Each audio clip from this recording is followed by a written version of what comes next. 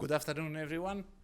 Now that Lionel Messi is playing in the MLS, and now that a Greek player is among the best 11, we Greek football journalists can come to an American university, an American college to talk about football, not soccer, because for us it will always be and remain football.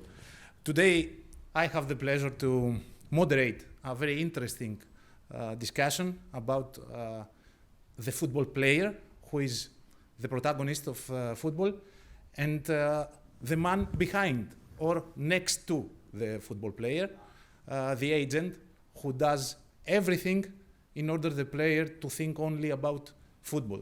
And speaking about agents, we have today the pleasure to have with us someone who, his company, they have done more than 300 deals in football, or maybe more, and among them are some of the most famous players, Greek football players in nowadays. Mr. Paschalis Tountouris is with us. So, how are you? Hi Vasilis, hi everyone. It's always a great pleasure to be in the facilities of Tountouris College, as I've got great memories from my youth, from my student years. As a graduate of Anatolia College from Thessaloniki, we used to come here often to play basketball and football games, so everything seems very familiar and very nice over here. Yes, we will discuss today about the role of the football agent in modern football. We have also some information to the students regarding the new regulations of FIFA, which have there were many disputes over those regulations and been discussed over the past 3-4 years. Yeah. So I think we've got some great things to discuss. Okay, great. I'm sure that especially for those who want to be agents or work in sports management from this angle, this will be something very valuable. I hope so. Stage is yours. Perfect. Okay, so let's start with the first.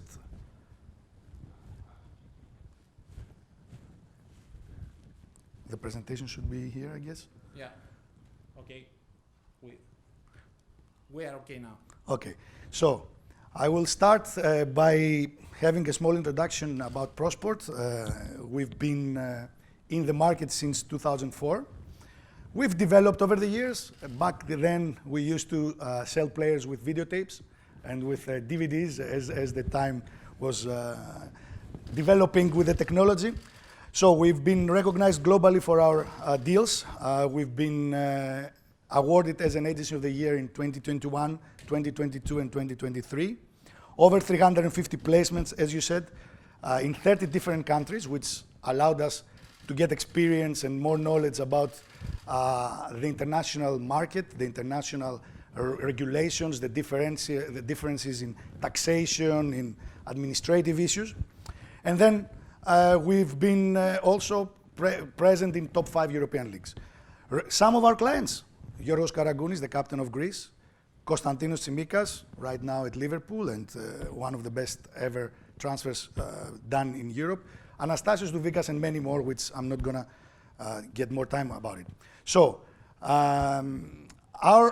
let's say our target always is to enhance their public image, and I'm sure the other speaker will give us some feedback also about it at a later stage. And of course, to focus on their career building. And that are some of the issues that we're going to discuss just now. Okay, and final, about ProSport's current position in the Greek market. You know, as you can see in the first graph, these are the top 10 Greek agencies. Obviously, I haven't mentioned the names of the others. Yeah. The data is taken from a very lucrative website, the Transfermarkt, and then you can see ProSport represents players of market value of 52 million euros, and then the second one 9.7 and going downwards. And then in the second chart you can see that from the players, the Greek players playing anywhere in Europe or in the world, because we've got also in the MLS, as you quite right said, it's not only Messi. Yeah. And their market value is over 1.5 million, which is quite a good amount. You will see that we represent 1/4 of them. So this happened with hard work, with great associates. Some of those are here today, and I need to thank them in public. So we've been working hard, and we've developed the knowledge of what are the real needs of a modern footballer over the years. Now it's modern, but 20 years ago was also modern at that time. And then we are being developing as well. And this is something that I really like and love about the work we do. We give all our passion or our energy, and we are trying to developing, to learn more, to add new technologies, to add new tools that will make us really, really offer the quality of services that a modern footballer needs compared to top European countries. This is something that it was always our aim, and now we are really fighting to get there and even to move forward. Okay, let's start our presentation. The role of an agent in modern football. I tried to set up some parameters on the way that we could present the multifunctional profession of a football agent. So I said, for example, that the most important factor is the negotiating contracts. Okay, that's the number one. That's why the players want us. I will analyze them, and we will dive a bit deeper in a few moments. Building relationship with clients, building relationship with people in the industry, with people like Vasilis in the sector of journalism, with clubs around the world, with different executives. Career management, which is very important. How the player will develop, how will you advise him at the different stages of his career that he decided or we decided to start collaborating. Marketing and branding, promoting the players, create a public image that will add their income and become an additional parameter in their brand, in their image.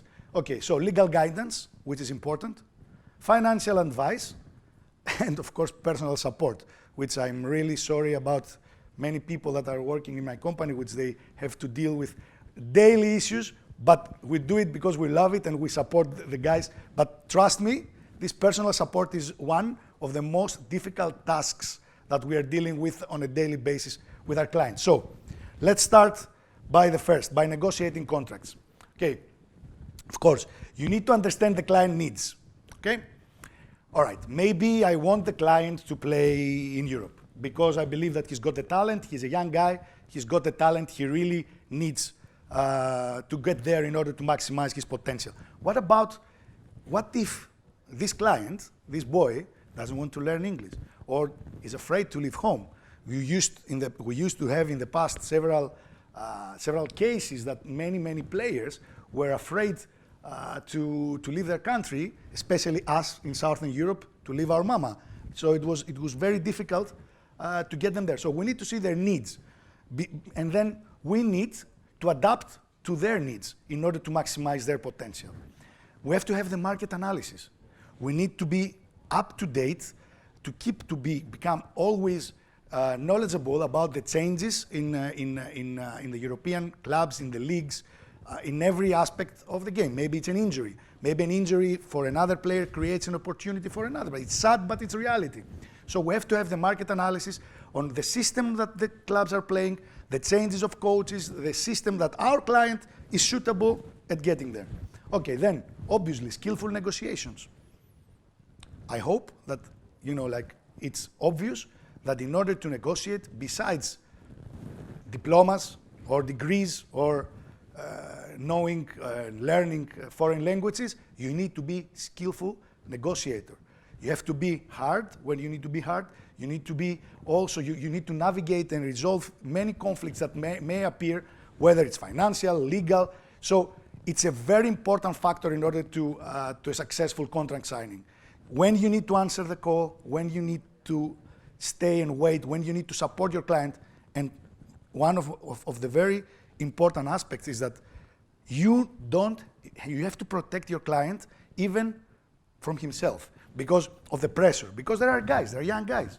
So they are really anxious, they are really nervous, they want to finish the deal, they want to move, they want to play, they want to get more money. But then you need to have a proper dealing with them in a way of getting the stress out. Legal knowledge, obvious, we will discuss further about it. Communication skills, which is part of the skill for negotiation, and post-signing support. And when I say post-signing support, I don't mean the post-signing service, I mean the post-signing support for the contract itself. Because they sign the contract and then after 1 month, they say, Paschalis, what's wrong?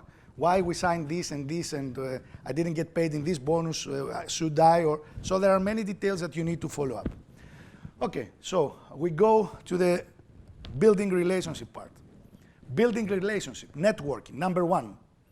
COVID create us great opportunities in order to work a bit more in different platforms and different ways, and the video calls. Like right now, we are also, everybody can see, can watch online this presentation. So networking is crucial. You need to travel. You need to have face-to-face communication and contact with key person in the football industry. They need to see you. Regardless the video calls, yes, it's nice, it's useful. You can keep like communication like that, but it's important to take the plane and go there.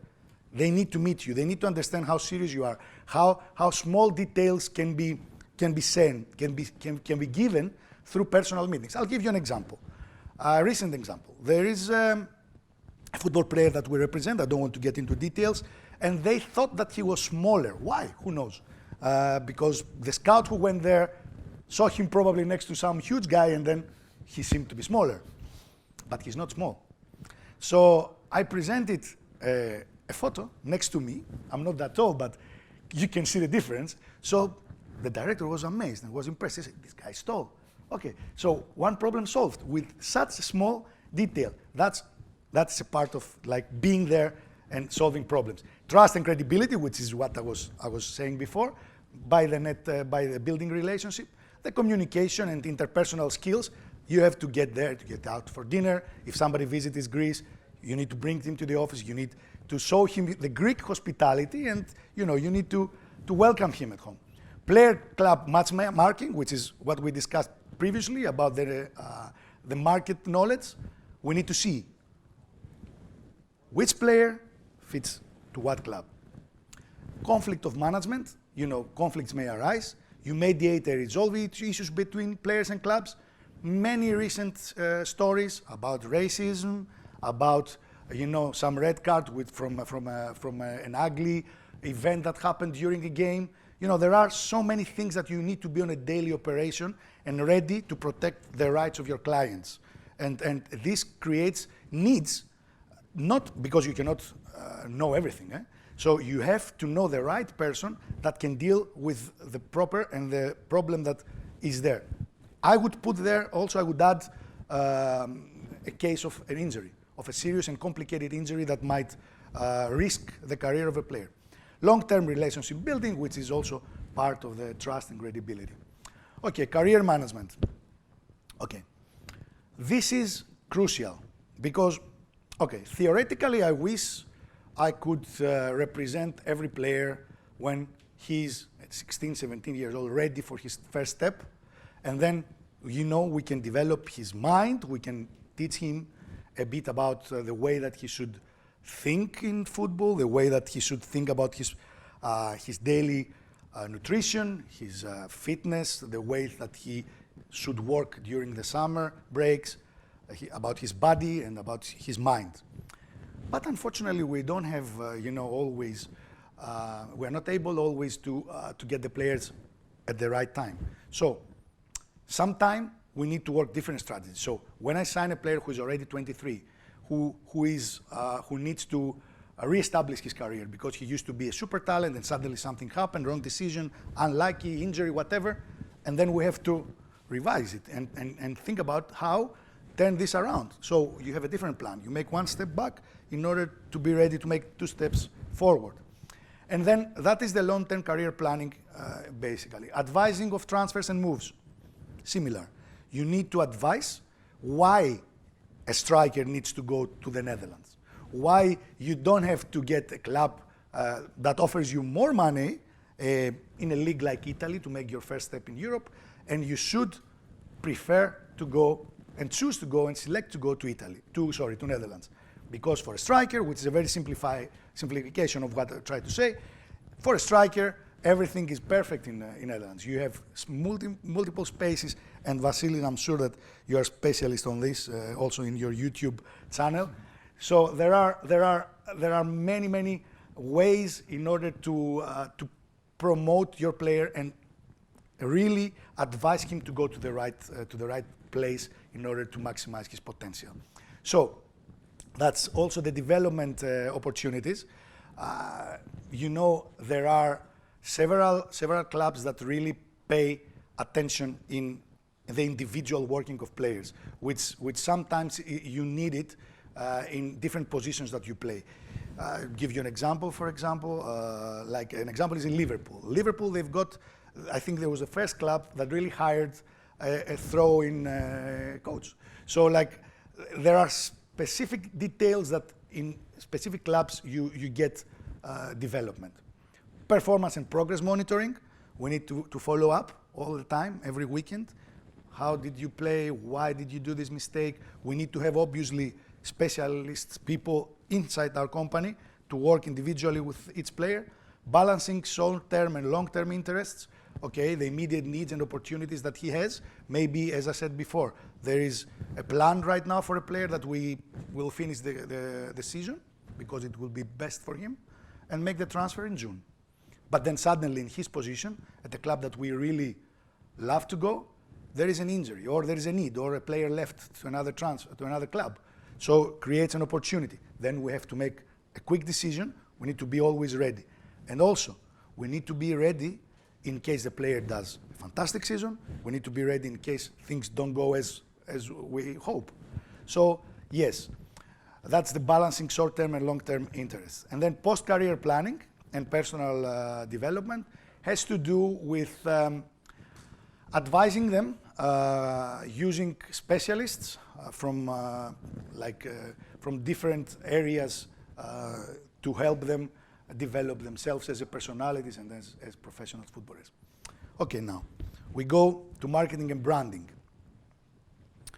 So marketing and branding, I think the best, let's say, people that have worked into that are the Americans. The Americans, especially, starting from the NBA, they really worked at such a beautiful and productive way that the NBA top superstars ended up earning more from the sponsors than from their contracts. So this started to really develop and gets better magnitude through the social media, which showed, shows us the brand, the image, the acceptability, let's say, of the player to the public, and you could really use the tools in order to bring up sponsors. So you have to create a brand image with specialists, and the brand image that, for me, it's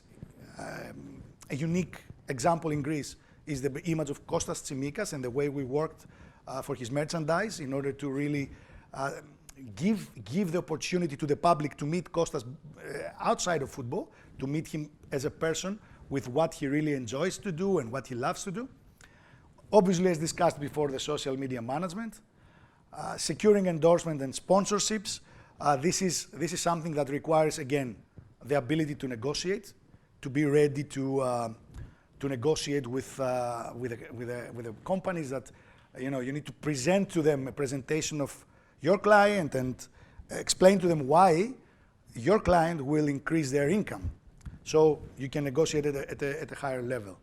I don't know, Vasily, if you like to make any questions, please feel free to interrupt me.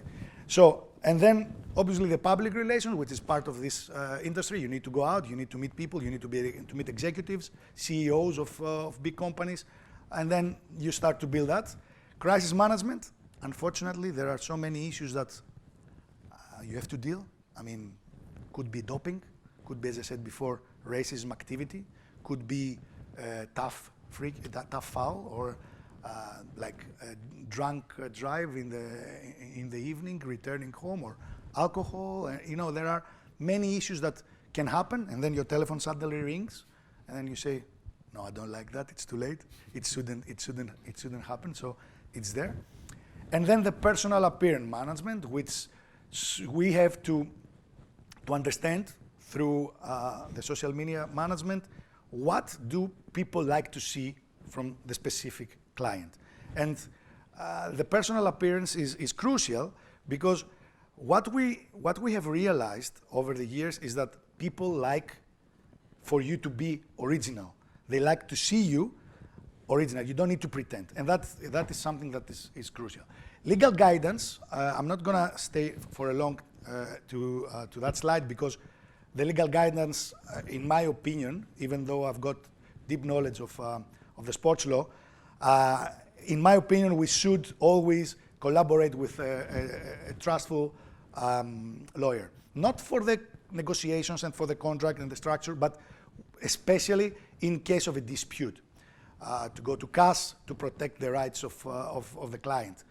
On the other side, from our position, we need to educate the players about the basics, regulations in football. What they should do, what they should not do. And this is something that we need to teach them, so they understand why things happen, and I think it develops them further. Financial advice, all right? They've got the money now. We've done a great job. We took them to a nice club. They're earning huge amount of money. We brought them some nice endorsements. They've got some nice sponsors. They've got some nice clothing. Now it's time, what to do with your money? I should have added that to the slide, but I think people who are operating in the States could confirm that there is an amount of like 70% of NFL players that they earn more money than the NBA players. That 5 years post their career, they're broke, they're bankrupt, and they're earning huge amount of money. Now, why are they bankrupt? For several reasons. But for that reason, we need also to have specialists and to be very careful. And our role is to protect our client, because he trusts us. And then our network needs to be carefully selected to avoid any problems that might arise, or any thieves that might want to approach the player. How many of you have read articles that football players or basketball players have lost money from crooks and criminals around around the world? So the income management, assisting your clients in managing the earnings from their salaries, bonuses, to protect them. Bank, spread the risk, which bank you have to work with, the personal banking, to introduce them to some investment portfolio possibilities. The tax planning, which is important, especially when you're changing your country, when you're moving from country to country, you have to be very careful, because some of the sponsors are from another country.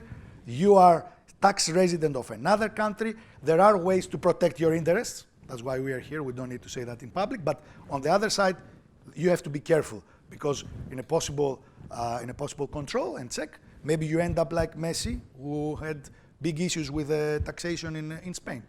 So this includes also the investment advice about the real estate, or it comes over time. For me, a very important subject that we just need a special seminar just to analyze it, which is the retirement planning. It's a dual career, as discussed, which now it's a big issue, taking into consideration what I said before regarding the 70% of bankruptcy professionals. So what are they doing after football? What are they doing after basketball? We need to educate them, which everybody's not going to become a coach or an agent or like an advisor or a sportscaster, So we need to find ways, while they are still playing, to create them, to show them the path in order to improve them, to be ready in order to develop themselves as they progress. Insurance and risk management. In some countries, you are obliged to get an insurance in case of a serious injury to cover your health, but also the disability. Maybe you have like a disability that prevents you of playing football your whole career. So we have to find insurance and risk management. And then financial education. I move fast because I see, Harry, that the time is running out, so I have to be more quick. Okay. So then we have the personal support, which is another subject totally important in their lives, which is the way that you communicate with the client. The client needs to feel that you are there for him. I listen and I hear several times a few words, key words I would say, that one of those words really took my huge interest, the word respect. And then I say, what an 18-year-old means by respect, what a 30-year-old means by respect, what a 25-year-old young guy, still young, but mature professional means about respect. So yes, we have to respect them. We have to respect them even they are earning 10 million a year, or even if they are injured, or even if they are not aware of something, if they are uneducated. We have to respect them because the efforts that they're doing, the efforts that they're making in order to develop and create a career, it's crazy. Guys, think about it. How many hundreds of thousands of kids are playing football here in Greece? I'm not going to say worldwide. So how many of them are going to develop themselves into top professionals earning money for their lives?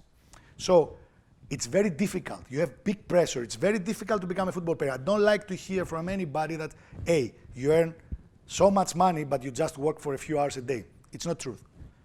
So crisis management, as discussed before, we have people, client managers that, they speak with the kids, they talk to them on a daily basis, weekly basis, once in a while, but still, we keep communication to hear what's happening. Maybe something inside the family, maybe something in their personal lives. So we need to be there for them.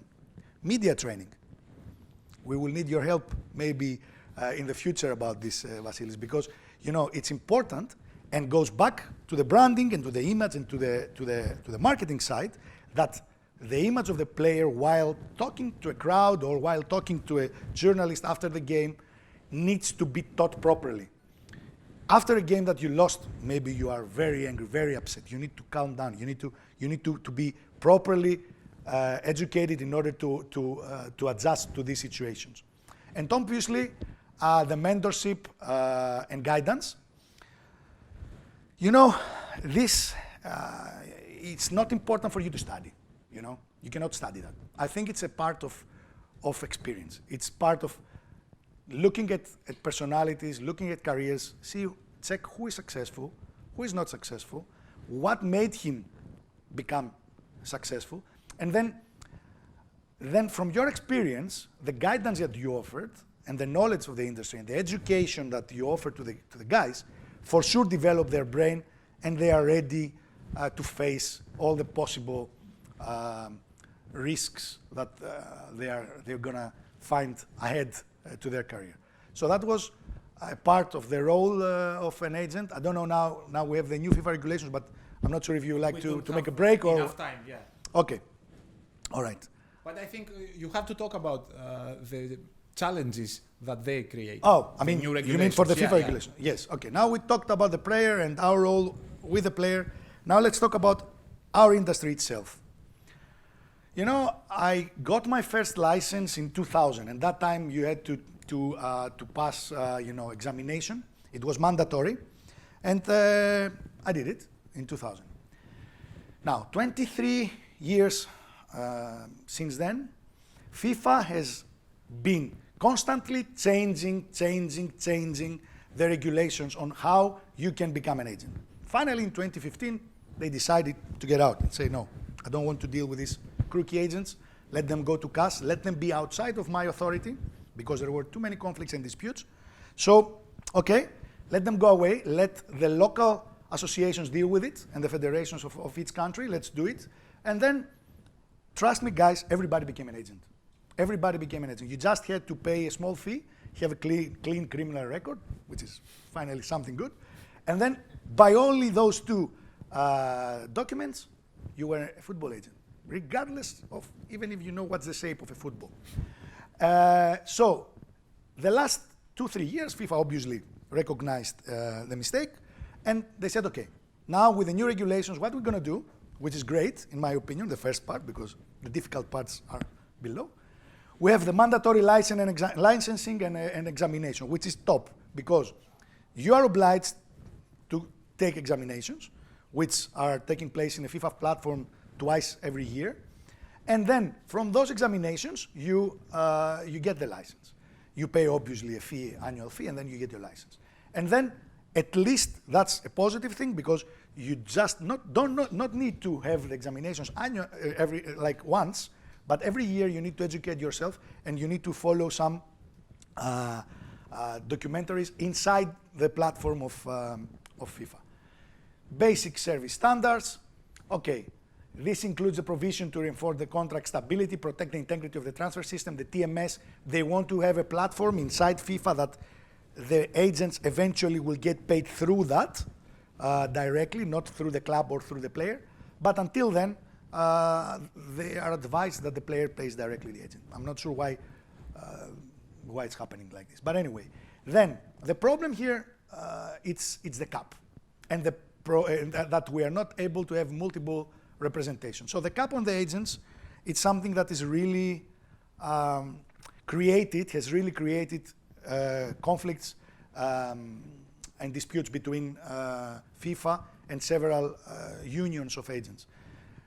This is something that is right now being still discussed. It's official, but many federations and associations, as you will see in my next slide, which is the final, guys, have already won public cases against FIFA.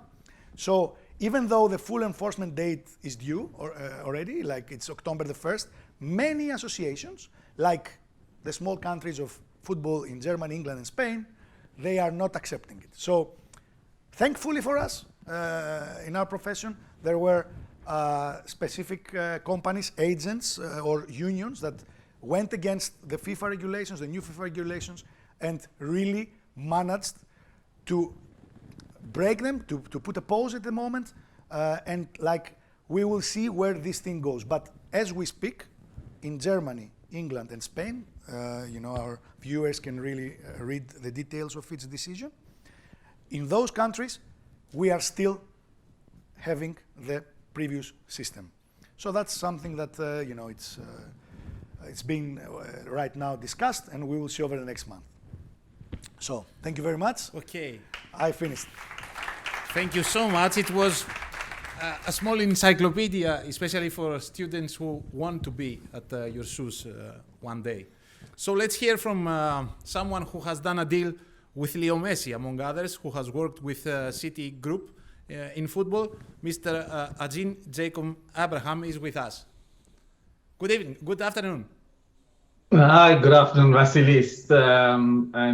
Again, my apologies. I'd rather have been in the better weather in Athens than stuck in Manchester, but I have some conflicting schedules. Like Mr. Paschalis was saying, we have to rub shoulders with important people in the industry, and there's an event this evening that I needed to be at, so couldn't be in two places at the same time. So I do apologize for not being there in person, but lovely to be invited to be part of the Frontrunners in Sports Match in 5.0 by the organizers and yourself for moderating this panel. From all the things that Paschalis talked about during his presentation, which is the one you find more insightful for the students, and which is the one, maybe more than one, that you should add your insights? Yeah, firstly, again, congratulations to Mr. Paschalis for what he's built, right? It's incredible to see people with a drive who are so successful in building a business. Running a business is never easy, as he would testify. And credit to him for the players that he represents today, and that market share that you have in Greece with pro sport is amazing. So well done to you for what you built over the last 2 decades or so. I was a student once, so to answer your question, Vasilis, I think some of those elements that Mr. Paschalis talked about resonate so much. I'm an engineer by education. My roots are in India, and I was a good footballer, but not good enough to make it to the top level. So my parents told me either be a doctor or an engineer. I became an engineer, and I continued playing the sport. And I had this itch in me to work in professional sport, especially in football. So if I couldn't get to the pitch, try and get as close to the pitch as possible. That was my goal. And I ended up coming to the UK, where I'm now based. Did an MBA in football industries from the University of Liverpool, and started knocking on doors. So to what Mr. Paschalis said about the qualities you need in an agent, it's also the qualities you need as a young professional in this industry. If you're looking to break into sport, it's a very brutal industry, I would say, in the sense that it's not what you know, it's who you know that really matters. Um, it's about being persistent, being resilient. There's a lot of rejection in the work that we do. How can you make that rejection into something positive and keep pushing yourself to keep showing up again and again and again, just like Mr. Paschalis does for his clients, right? So there's always challenges. How do you show up, build relationships, and it's all about relationships in this industry. So like I said, it's who you know, what you know, the clients you work for, the people you represent. How do you get the best for them? Whether that's, like you said, a player who's earning $10 million a year, or a player who's earning $100,000 a year, each taken care of individually, respectfully, and doing the best for them. I think that's very important. So again, true human values is very important.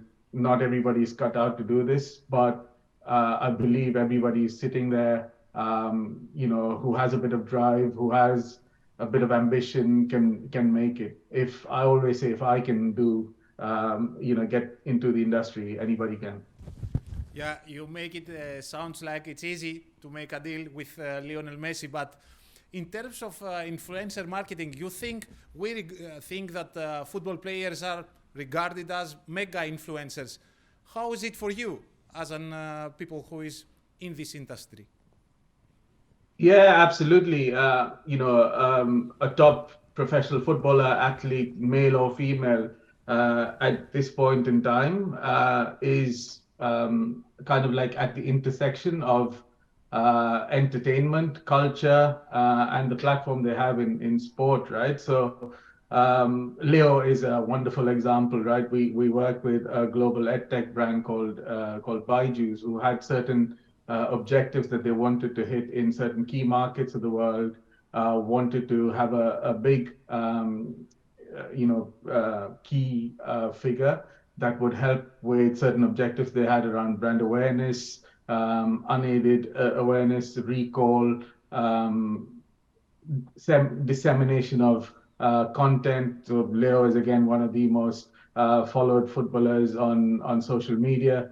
So it just made a lot of sense that he hit every metric in a scorecard that was created for the brand. And again, to the point that we talk about Leo, who's a mega superstar, there are other players in the industry as well who are doing really well with endorsements, because again, they have an audience that they've built over time, because of the work that they do on the pitch.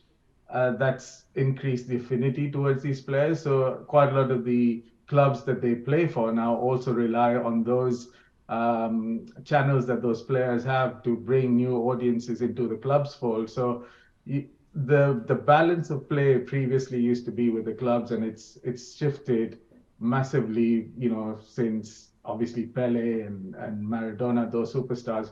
But more recently, if you look at it, from the likes of Cristiano Ronaldo to Leo Messi, the two big, who is the greatest of all time conversation that everybody has on social media, to the likes of Kylian Mbappe, to the Jude Bellingham, Erling Haaland. there's some big players with some huge audiences that brands want to be associated with. Doing deals is not easy, like Mr. Paschalis said. There has to be a fit, there has to be an alignment of values. The price has to be right, and it's a big negotiation. That deal with Messi that we did from start to finish took 9 months to close. So many a times that deal died, and we had to bring it back to life. But that's the nature of any deal. Yeah, yeah. AJ, it was great to have you. Thank you very much. And let's No, say thank that you. next time we will meet here. Of course. Yeah, thank you for having me. Appreciate it. Great, thank you. Paschalis, the most common question. I'm studying sports management. I want to be an agent. What should I do first? Okay. For me, first of all, you need to finish your university degree. Yeah. Study hard. Then, obviously, you just need to, in my opinion, a very good advantage for the people that would like to join us in this profession is the knowledge of foreign language. You need to learn. You need to speak as many foreign languages you can. Not because there's no translators or you can just not speak in English, but I think it's a cultural issue that once you speak somebody to his own language, he feels more open and more ready to do business with you. Then, right now, to read the FIFA regulations, FIFA helped us with the new platform and learn about everything. Travel, meet people, enjoy the game, learn about the game, learn about business, and it will come naturally. Okay, great. And another question, the last one. How has the relationship between football agents and football clubs evolved in Greece? Okay, can we have more, let's say, details? Because it's a crucial question. I want to be very careful before I answer. Yeah. What do you mean exactly? How this relationship evolved during the years? It's crucial. It's crucial to say. Obviously, like we are not there to get the money from the club to our pockets. We are there to bring more money to them, because we are an exporting industry as a country. We are not a big industry like England or like Germany or like Spain, as discussed before. Even Spain is not anymore. We in order for the clubs to survive, they need to sell the players abroad. They need to bring income from their academies. They need to bring income from the transfers to bigger leagues of their top talents. And for that reason, they need us. Yeah. They need us. They need us. And this is what I think will give an extra boost to the market, the trust that they should give to the Greek agents. And this is something that I hope over the next years it will further develop and Yeah, grow. especially you are trying to build that, I know. Thank you very much. My last final question. Which task is more difficult, to find a player or to find a good deal for a player? Okay. To find a good deal for the appropriate player. This is my answer. Okay. Both are very difficult. Great. Pascal, thank you very much. I think that you gave a lot of value for the students. If I was one, I would very much. I would be thankful. I appreciate your comments. Great. So thank you all, and let's meet next year.